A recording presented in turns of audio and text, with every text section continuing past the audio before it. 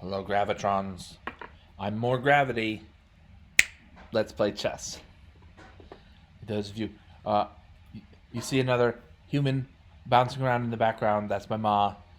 Uh, she and I are spending a portion of the day together, and I'm taking a break to bring to you some analysis of the chess game I finished most recently. Now, as I saw earlier, this game was not all that accurate. One of the main indicators of a quality game, accuracy, but not this game wasn't didn't do so well in that. So we'll let the computer analyze the moves again, and then a GIF will start analyzing from White's perspective. Of course, then that's also the perspective I played in that game. All right, so we have a King's Pawn opening.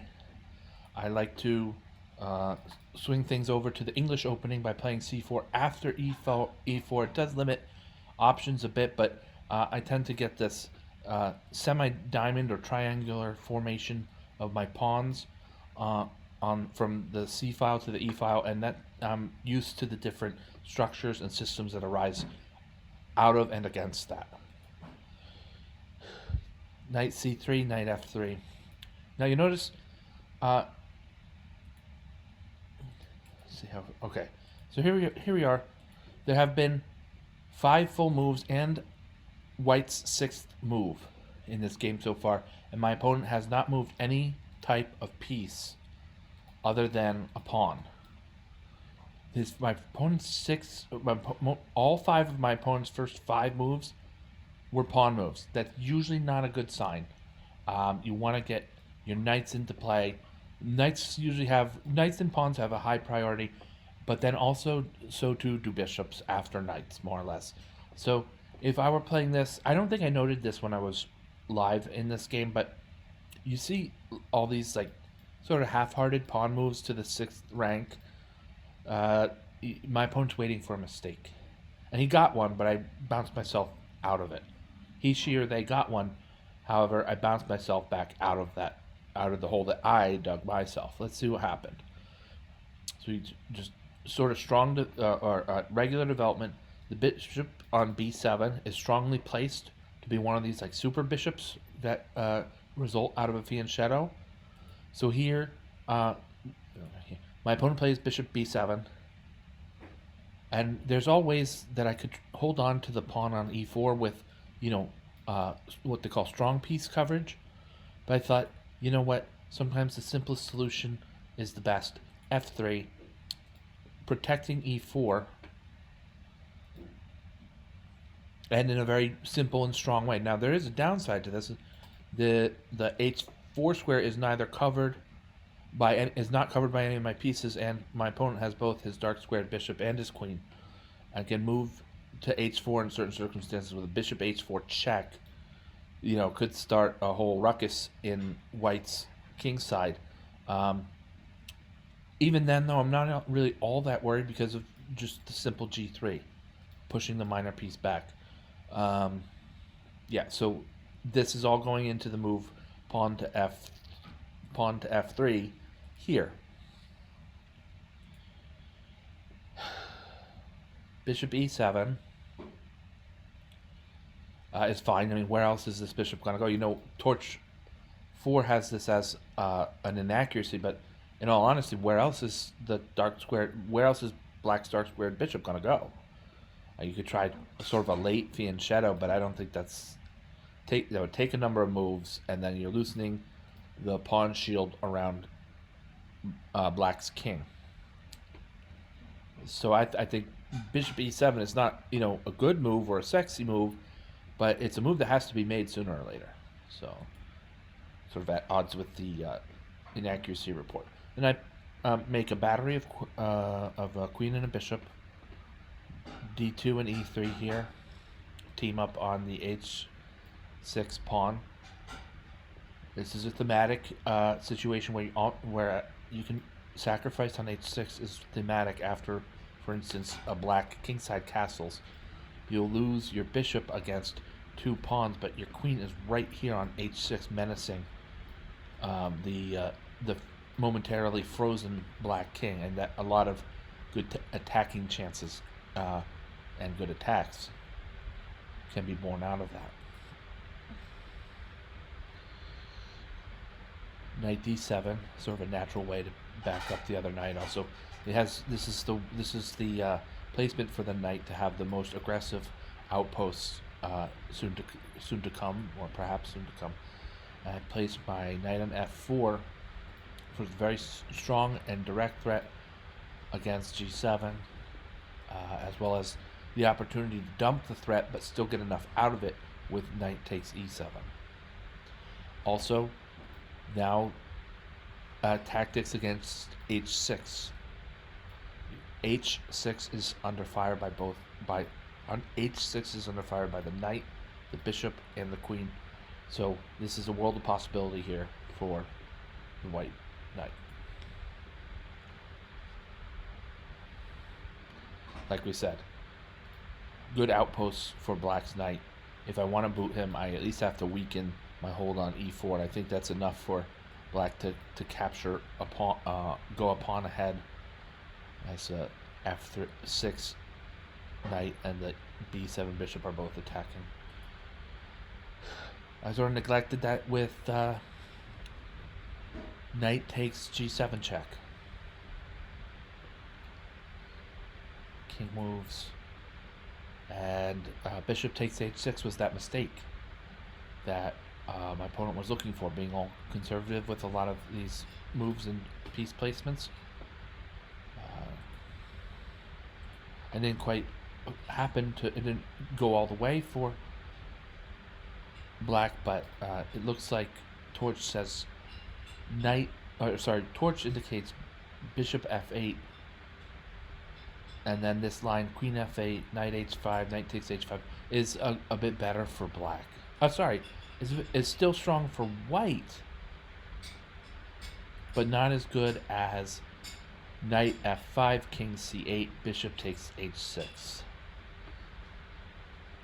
So if I move to f5 here, I've sort of stolen a pawn, and I have a really strong knight on f5. I believe that's what Torch is seeing. So there's the mistake. And the king moves to c8.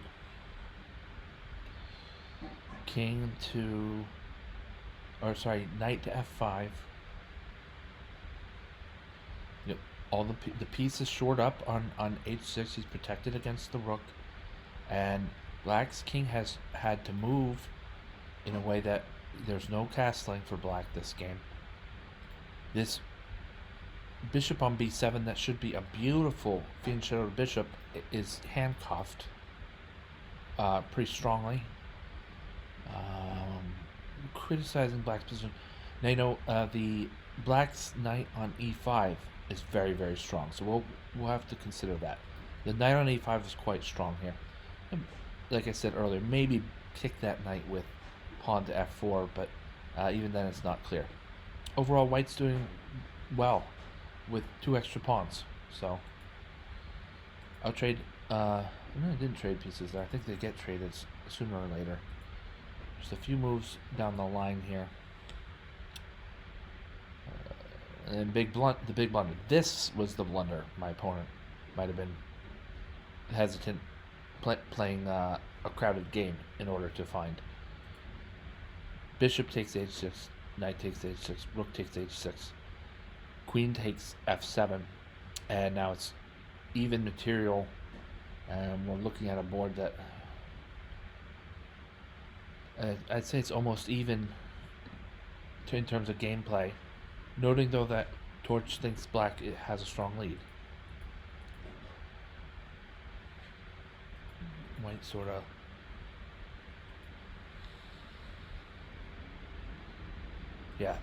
this was not one of my better games, actually. I found the win, and this wasn't not one of my better games. Here, of course,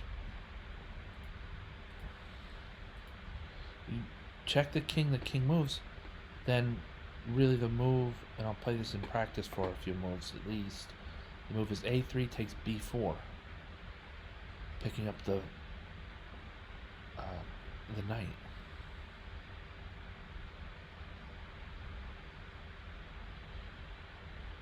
I'm going to move my king to keep him in contact with the rook.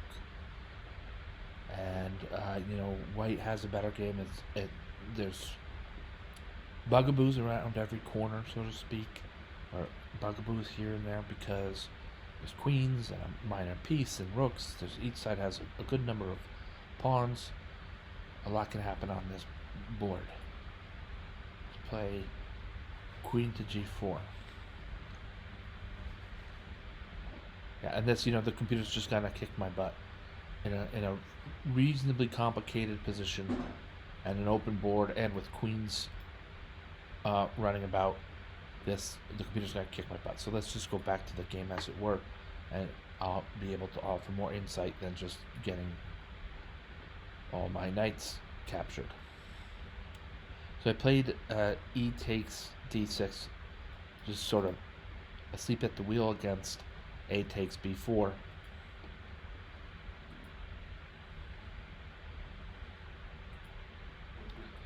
Soon enough, White finds his way back into the game. And even d takes c7 is forced checkmate. I picked up the rook quite easily, and then traded queens and lost an exchange, all in this massive exchange of pieces for this hugely favorable endgame, where White has 1, 2, 3, 4 extra pawns, and 3 of them are connected passers. So that's gonna be enough. Now, on the other hand, with a lot of time, I might have calculated my way through the checkmate. D takes c7 check, king takes c7, then probably with rook to d7, the king moves. Oh, whoops! I don't mean to do this in analysis.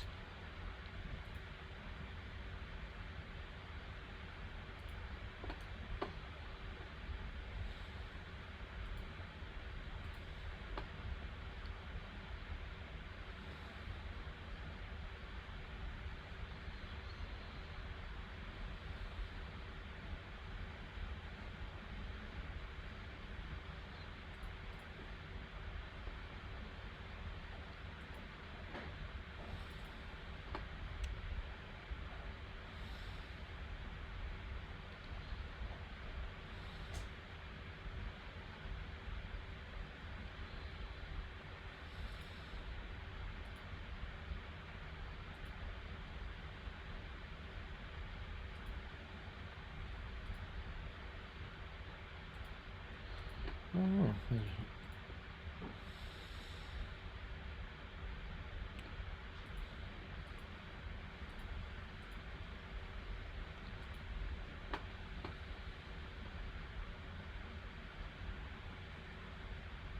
Okay.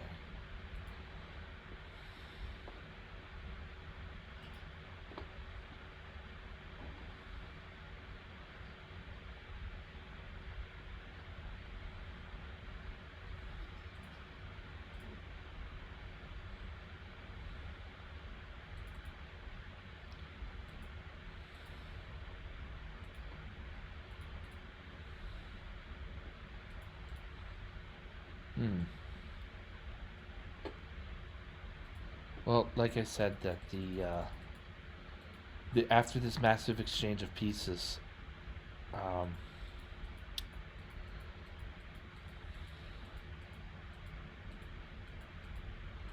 White's got a one endgame here. 4 pawns ahead. 3 of those pawns are all the way on the king's side, connected past pawns.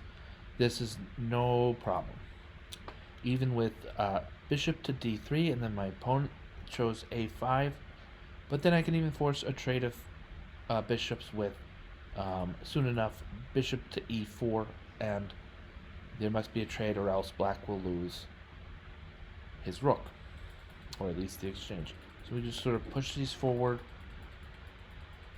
Enough time to handle this position. I don't want to go too much into the detail of the endgame, and we know that here my opponent resigned. Let's finish this out against practice, and that'll be it for this broadcast.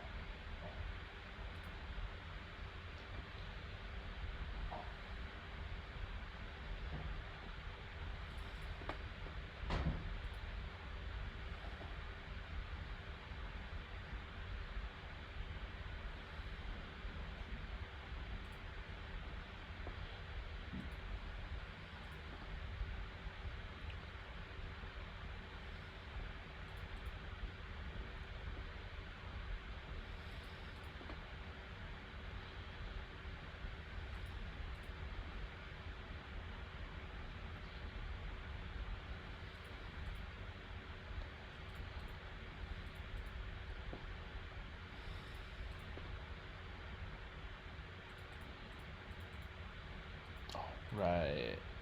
Now we see the board simplify.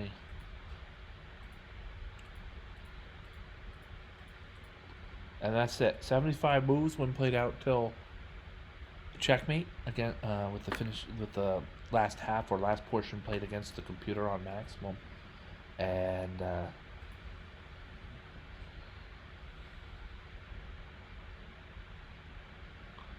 like this, calculate, and that'll be it.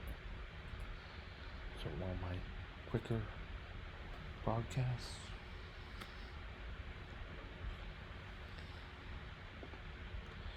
All right.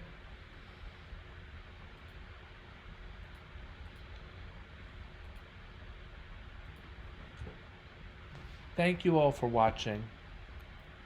Thank you, Gravitrons. I'm more gravity. Have a great night.